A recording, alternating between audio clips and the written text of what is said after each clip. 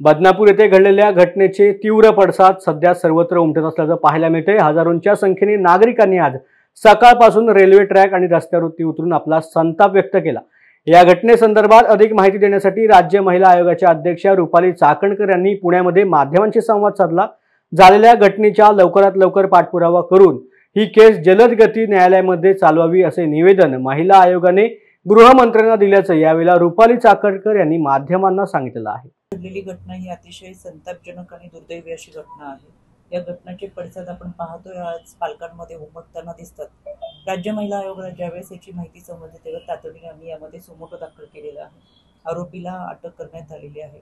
ज्यावेळेस संबंधित पीडितेची आई पोलीस स्टेशनला तक्रार देण्यासाठी गेल्या होत्या, पण त्यांची तक्रार घेण्यासाठी विलंब केला तर त्या संबंधित पोलिसांना देखील निलंबित करण्यात आलेलं आहे। यामध्ये राज्याचे शिक्षण मंत्री यांनी देखील माहिती दिलेली आहे की ज्या कंत्राटदारांनी कर्मचारी पुरवण्याचं काम केलं ते शाळा व्यवस्थापक असतील, त्याचबरोबर शाळा समिती असतील, यांच्यावर देखील कारवाई करण्याच्या सूचना दिल्या।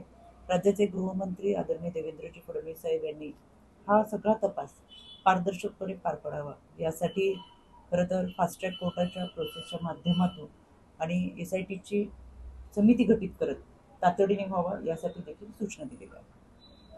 महिला आयोग म्हणून आपण काय काय कारवाई केली?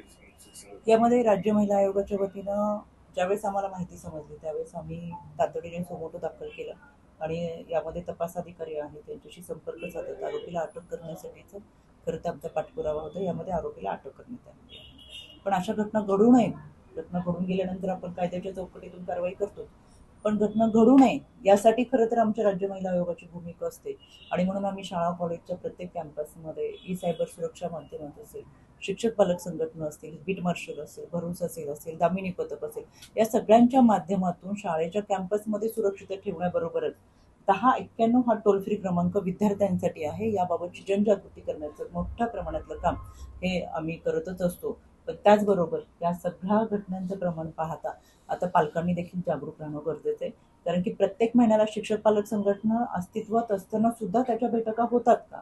प्रत्येक शाळा कॉलेजमध्ये तक्रार पेटी आहे का?